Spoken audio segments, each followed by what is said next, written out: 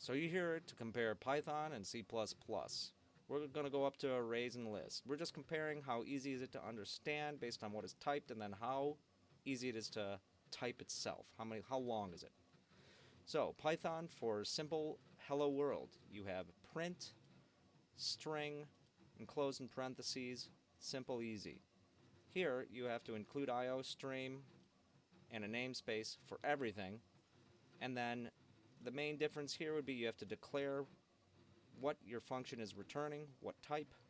Then you have to put in enclosing curly braces, and then cout is not very descriptive in and of itself. And then you have to enclose every string you're going to print out in 2 pairs of less than symbols. And then you also need an end of line, and then don't forget the semicolons after every line of executable code.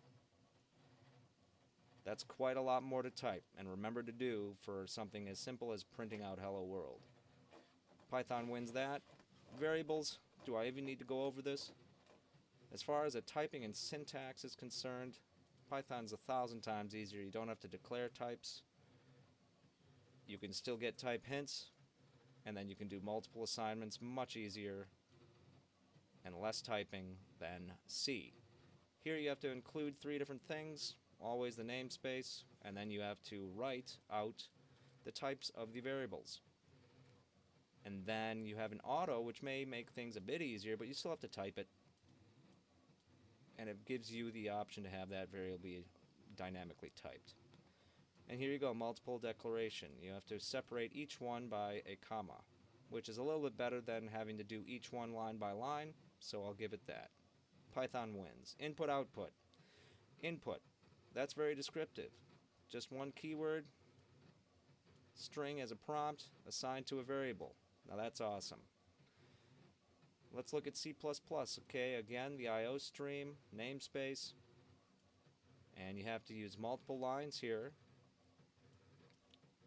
to make a prompt and then assign an input to a name or a variable. And then I won't even go over multiple values. Like, look at that. That's just hot garbage. Onwards. Conditional statement. If, else, elif. I will give C++ this. You can literally just leave nothing in between here if you want, and you don't have to worry about it. If you want to just make a placeholder, you don't have to fill it with anything. That's pretty clutch. But you still have to do all these curly braces to enclose everything, and then you have to enclose your conditional statements in parentheses. More typing, but maybe easier to understand. Here we go to ternary operator. This is definitely a winner. This makes a lot more sense. So it's an adult. If age is greater than or equal than 18, else it's minor. That's what the status will be. Here it's string status. So which is the variable, string or status? Well, you have to remember that string is not. It's a saved keyword. You can't use string as your variable name. And then so status equals age greater than or equal to 18. And then what's for which one? Does it go true or false or true? Or true, true, who knows? I would say that's not very great. And then multiple comparisons, pretty much the same, as long as we're excluding that you need all the extra stuff and the curly braces. So from here on, I'm going to have to exclude the comparison of the curly braces and the end of line for any printout and this end of line semicolon. Just because it's rampant. It's all over. You have to do that for everything. And that in and of itself would get me to not want to use C++. But, to each their own. And it has a use case, of course. Now the switch. I will give this clear winner. Definitely much easier than making nested if, else, elif statements. So I like the switch. Why doesn't Python have a switch? It should. Looping. I would say give Python the clear winner. This is a lot easier of a syntax to understand and remember to do, as well as typing, than the for int of I equals 0, because you have to declare a variable as I and assign it within the first block, and then put your conditional statement, and then put your increment. Definitely a lot easier just to do for I and range, blah blah blah. The range is clutch here. So it automatically knows what you're trying to do as far as it's programmed to make it a 0 start up to 4 for a range 5. And then we're not going to go through the rest of these because there's no point. Like, look at the difference here, vector string, fruits, and then curly braces, end of line character. Yeah, we're not going to go into that. I would say Python's a clear winner except for while, and do while loops are somewhat similar. Except you still have all that other stuff. The increment, the end of line characters, the parentheses.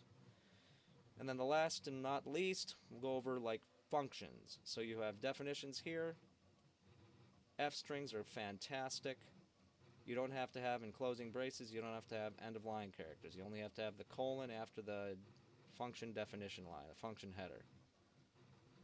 And then you can return multiple things just with comma separation.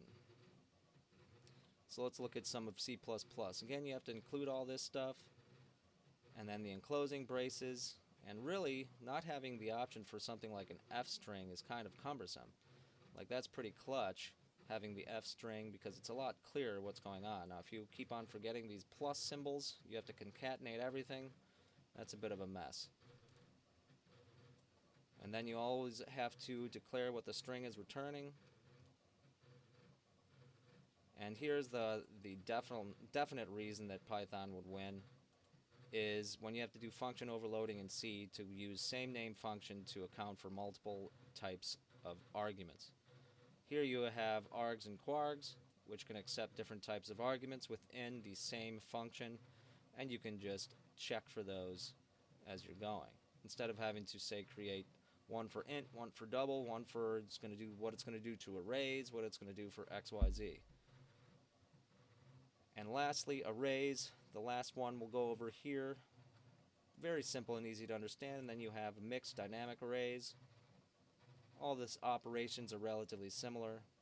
But here, you have to declare the size of array, and it can only be one type. So there you have it. I would say that Python is a clear winner. Thanks for joining.